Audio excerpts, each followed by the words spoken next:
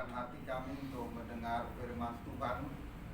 Untuk itu kami mohon kiranya Roh Kudus mengurapi setiap kami sehingga kami bisa mengerti maksud Tuhan di dalam firman yang akan kami baca renungkan bersama, sehingga firman menjadi hidup di dalam hati pikiran kami. Terima kasih ya Bapa, kami menyerahkan waktu pemberitaan firman Tuhan ini, kiranya Tuhan yang memberkati. Baik kami dengan segala keterbatasan kami, baik kami yang menyampaikan maupun yang mendengar, sehingga kami semua diberkati. Di dalam nama Tuhan Yesus Kristus kami berdoa dan bersyukur. Haleluya. Amin. Silakan duduk Bapak Ibu Saudara yang dikasihi Tuhan.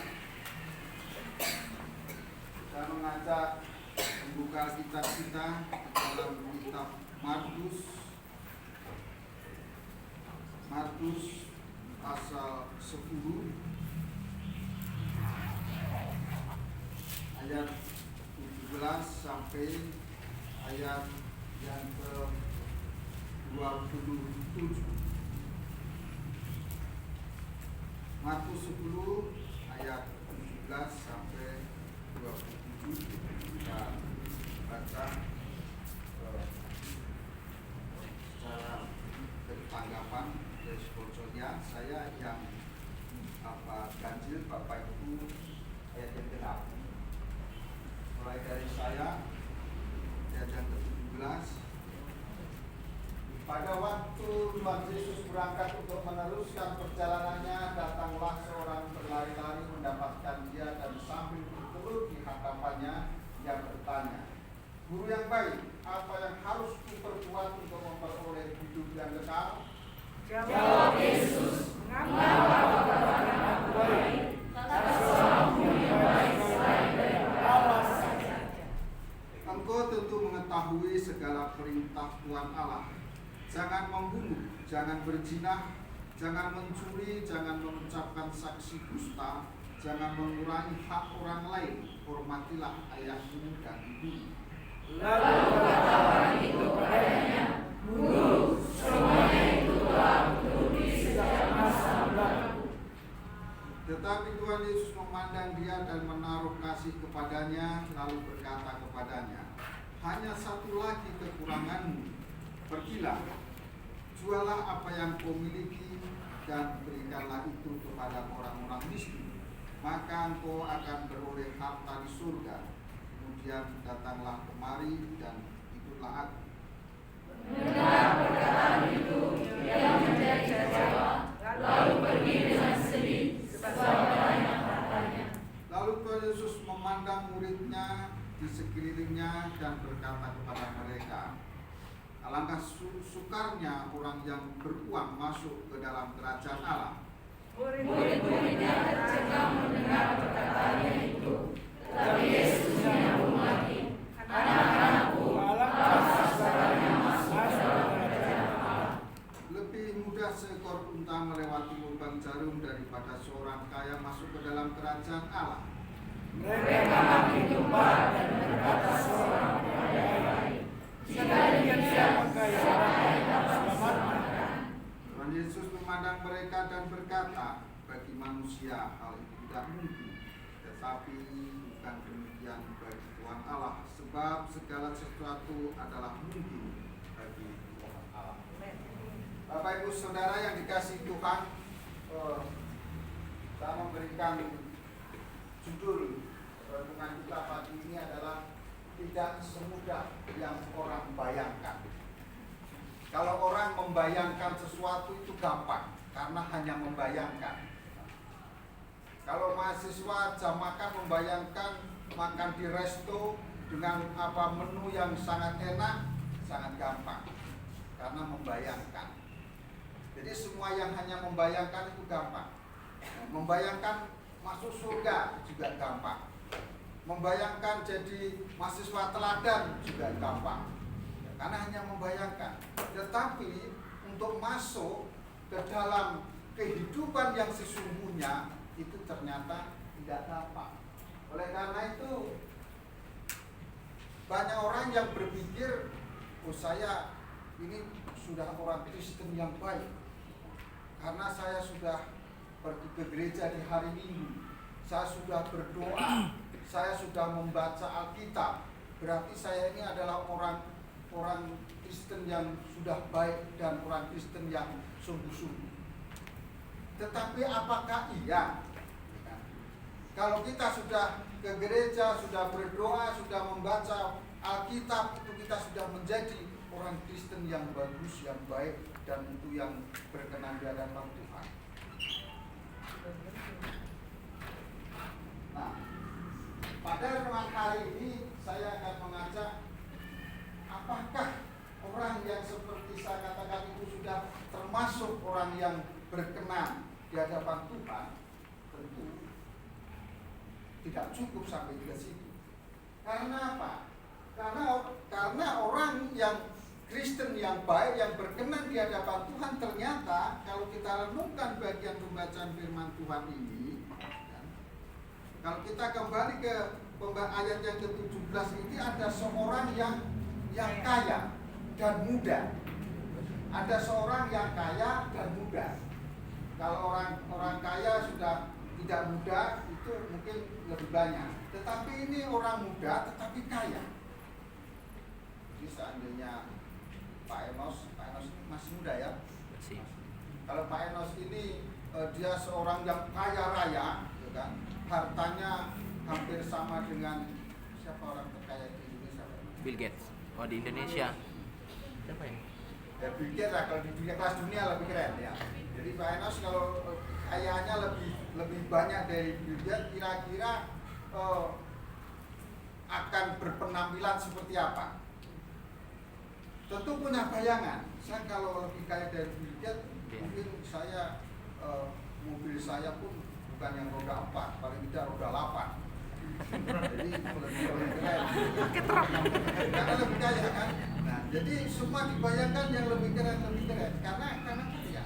Nah, tetapi kita coba perhatikan bagian ini. Dia orang muda, kaya, datang kepada Yesus seolah-olah dia masyarakat dia menyembah Tuhan lah, menyembah Tuhan Yesus. Tuhan, saya datang kepada Tuhan. Itu dikatakan berlutut di hadapannya, dia bertanya, Guru yang baik, apa yang harus kuperbuat? Apa yang harus kuperbuat? Yang ditanyakan. Dia seorang yang taat beragama. Dia seorang yang mentaati hukum Tuhan. Tetapi ketika dia datang kepada Tuhan Yesus dan bertanya, apa lagi yang harus saya perbuat? Saya sudah ke gereja, saya sudah berdoa, saya sudah membaca Alkitab, saya sudah setia melayani. Apalagi kalau mahasiswa STT ini pasti sudah ada semua kriteria ini. Minggu pasti ke gereja, bukan hanya ke gereja, mungkin melayani. Di rumah pasti sudah berdoa, walaupun hanya 3 kali sehari. Dan firman Tuhan pasti selalu dibaca setiap hari, bahkan mungkin dalam satu hari berapa pasal seperti itu. Jadi sudah masuk ke kriteria ini, sudah menjadi orang Kristen yang setiap ibadah, setiap berdoa, setiap membaca firman Tuhan. Tetapi ternyata untuk menjadi orang Kristen yang berkenan di hadapan Tuhan, menurut pembacaan kita ini tidak cukup sampai di situ. Jadi dia tidak cukup menyangka diri sebagai seorang kaya, tidak cukup menyembah Tuhan, tidak cukup taat beragama. Tetapi kalau kita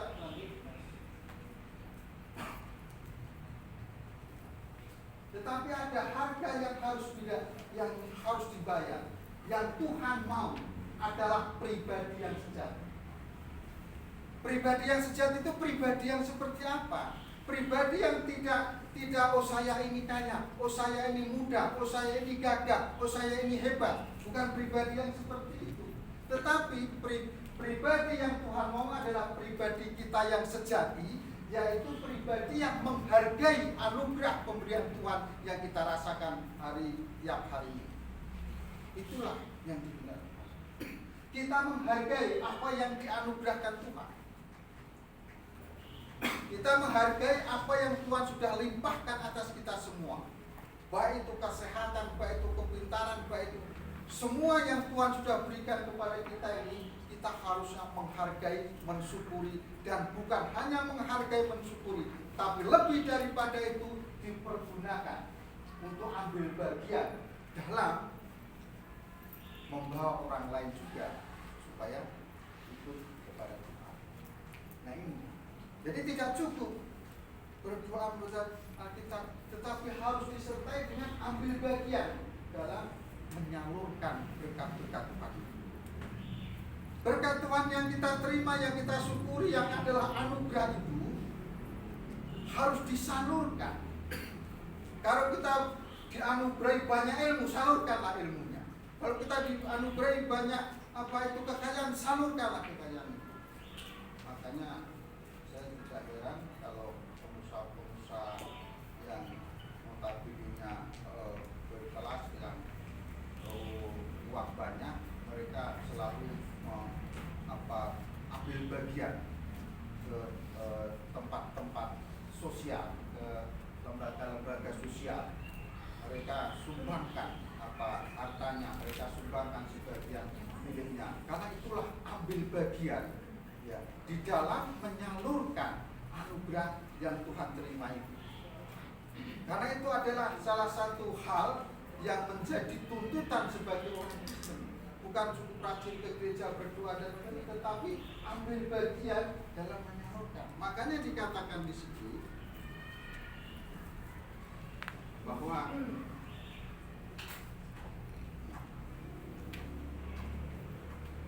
hanya satu lagi kekurangan, ayat yang ke-21. Tetapi Tuhan Yesus memandang dia dan menaruh kasih kepadanya, lalu berkata kepadanya, hanya satu lagi kekuranganmu, yaitu pergilah, jualah apa yang kau miliki dan berikanlah itu kepada orang-orang miskin. Maka engkau akan beroleh harta di surga, kemudian datang kemari dan ikutlah. Apa reaksi pemuda kaya ini setelah mendengar perkataan Tuhan Yesus yang ini? Kalau dia tanya, kamu taat beragama? Oh taat. Kamu setia berdoa? Oh ya. Dan ini dan itu kau lakukan, kau taati firman Tuhan? Oh ya. Bahkan di situ ada suku perintah, mungkin dia sudah lakukan bersama.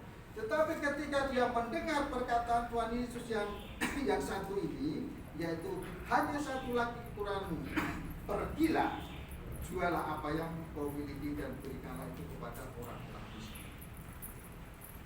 Nah, kalau saudara-saudara, Bapak Ibu Saudara menjadi seperti orang kaya yang muda ini, ketika bertemu Tuhan Yesus dan Tuhan Yesus katakan, jualah hartamu, berikanlah kepada orang miskin. Kira-kira apakah sangat gampang untuk melakukan itu? Apakah begitu mudah untuk melakukan ini? Tidak seperti yang orang bayangkan. Tidak seperti yang orang bayangkan bahwa untuk menjadi orang Kristen itu hanya cukup sampai di situ. Tapi ketika berhadapan dengan perkataan Tuhan ini, banyak orang yang belum sanggup. Masih sedikit orang yang sanggup melakukan hal ini, memberikan sebagian harta kekayaannya untuk berbuat baik kepada sesama demi anugerah Tuhan yang berbentuk apapun itu juga tersalur kepada sesama manusia, kepada orang lain, termasuk anugerah keselamatan yang dari Tuhan. Makanya banyak orang-orang yang akhirnya dengan semangatnya menyampaikan anugerah keselamatan itu dengan berbagai cara. Berbagai cara, membuka kursus, biayai, membuka pelatihan, biayai, membuka sekolah, biayai, supaya anugerah keselamatan Tuhan itu sampai kepada orang-orang yang ada di sekitar.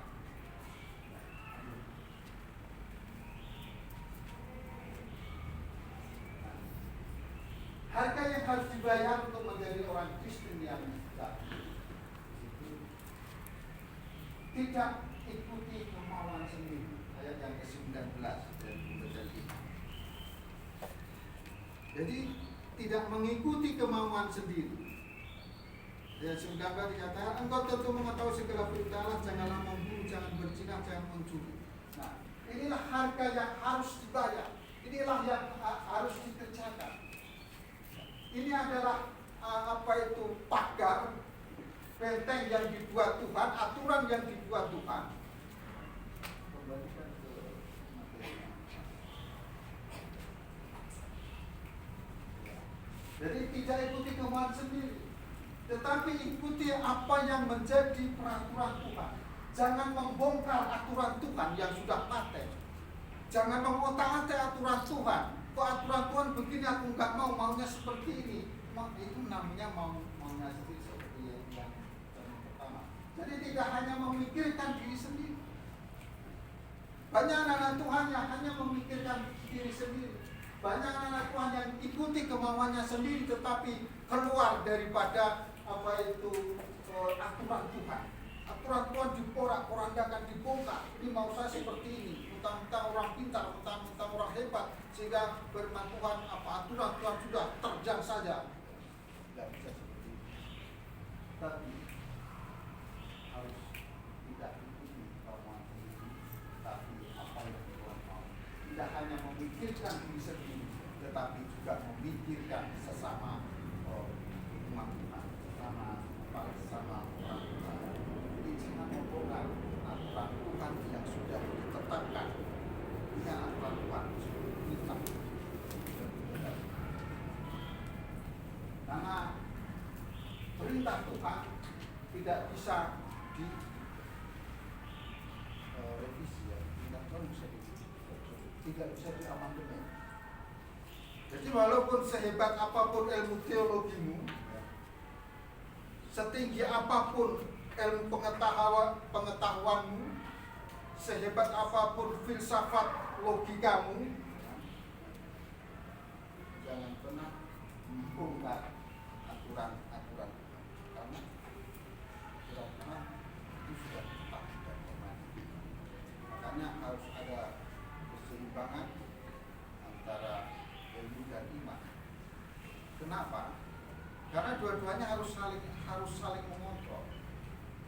Ilmu harus mengontrol iman supaya imannya tidak kebablasan ngawur akhirnya jadi iman konyol.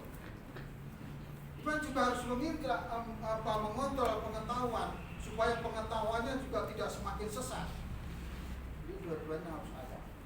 Makanya tetap ada pada koridor atau aturan-aturan yang Tuhan sudah tetapkan. Yang kedua, untuk menjadi anak Tuhan yang berkenan harus menjadi berkat bagi orang lain. Ayat yang ke-21. Tetapi Yesus memandang dia dan menaruh kasih kepadanya, lalu berkata kepadanya, hanya satu lagi kekuranganmu, pergilah, taat agama, tidak merugikan orang lain. Ini orang ini hebat, dia agama taat, dia tidak merugikan orang lain, tidak melakukan apapun untuk orang lain, tidak membuat kesalahan ke orang lain. Ini orang kaya yang muda ini. Dia yang menjadi persoalan dengan Tuhan adalah dia lebih mencintai hartanya daripada Tuhan.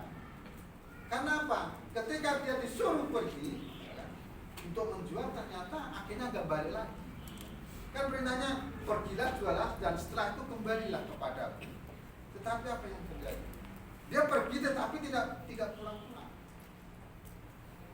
Ada sebagian mahasiswa ISN yang pergi liburan, izin kepada Bapak Ibu asrama liburan, tapi nanti ternyata nggak datang-datang lagi. Dia lebih mencintai harta kekayaannya di luar sana. Jadi lebih mencintai hartanya. Hartanya menjadi berhala, gitu kan? Menjadi berhala. Dan akhirnya apa yang terjadi? Gagal untuk menuntut Tuhan. Jadi orang muda ini kan gagal untuk menuntut Tuhan. Kenapa? Karena dia tidak melakukan apa-apa untuk orang lain. Walaupun memang dia tidak menyalahi orang lain, dia tidak merugikan orang lain, tetapi tidak ada apapun yang diperbuat kepada orang lain, kebaikan-kebaikan yang ada di dalam. Jadi akhirnya gagal. Lanjut. Nah, setelah itu yang ketiga adalah berjuang terus. Berjuang terus. Ayat yang ke-24 dikatakan suka masuk kerajaan Allah. Untuk masuk ke kerajaan Allah itu ternyata tidak gampang. Artinya apa? Artinya tidak gampang bukan berarti tidak bisa. Sukar itu bukan berarti tidak bisa. Bisa tetapi harus perjuangan, harus ada perjuangan. Sukar bukan tidak mungkin masuk ke karena sukarnya itu. Tetapi tidak gampang. Butuh perjuangan. Jadi mengikut Tuhan itu memang sulit, tetapi bukan berarti tidak bisa. Tidak gampang memang, tetapi kalau diperjuangkan pasti bisa. Yaitu dengan ekstra sungguh-sungguh karena tidak mudah, harus ekstra sungguh-sungguh. Dan jangan berhenti melangkah walaupun sukar. Walaupun sukar, walaupun sulit, jangan pernah menyerah. Artinya seperti itu. Karena kalau ini masih sesuatu itu kadang-kala gampang menyerah. Dari rumah sudah semangat tinggi, nanti sampai di sini diperhadapkan dengan peraturan asrama, diperhadapkan dengan tugas-tugas dari para bapak-bapak dosen sana, diperhadapkan dengan apa konflik dengan sesama dan sebagainya, akhirnya menyerah dan panggilan itu semakin menipis dan akhirnya terhilang. Dan karena itu harus ekstra sungguh-sungguh dan jangan berhenti melangkah walaupun sukar. Jangan berhenti melangkah walaupun sukar. Tuhan akan memberikan kekuatan bagi mereka yang sungguh-sungguh. Jadi memang sulit, memang sukar. Tetapi yang sukar itu bukan berarti tidak bisa. Kecuali kalau orang yang sangat tinggi hati, dia merasa saya semua bisa. Karena ada orang yang saya paling pintar, saya paling hebat, saya paling bertalenta. Nah, justru orang yang seperti itu ketika diperhadapkan dengan hal-hal yang membutuhkan ekstra hati-hati, ekstra sungguh-sungguh, biasanya akan terkapar. Karena mengandalkan kehebatannya sendiri. Karena untuk menjadi pengikut Tuhan yang baik, itu tidak mungkin sanggup kalau hanya mengandalkan kehebatan diri sendiri. Sehingga Tuhan memberikan, yaitu pendamping kita, yaitu Roh. Jadi Tuhan akan memberikan kekuatan bagi orang yang sungguh. Jadi bagi Tuhan tidak ada yang mustahil dan dalam menolong umat manusia dalam kesulitan, termasuk kesulitan ketika kita menjadi murid Tuhan yang baik, ketika kesulitan ketika menjadi mahasiswa, kesulitan ketika menjadi pegawai, kesulitan menjadi apapun, itu bisa terjadi di dalam diri kita. Tapi Tuhan janjikan siapa yang sungguh-sungguh, siapa yang tidak gampang menyerah, Tuhan akan memberikan kekuatan dan kepada kita. Karena itu akhir kata kesimpulan bahwa menjadi orang Kristen yang baik harus taat kepada Kristus. Menjadi orang Kristen yang baik harus jadi berkat bagi sesama, dan menjadi orang Kristen yang baik membutuhkan perjuangan yang terus menerus karena Tuhan akan memberikan kekuatan. Inilah yang saya sampaikan. Tuhan berkati kita semua. Shalom. Shalom.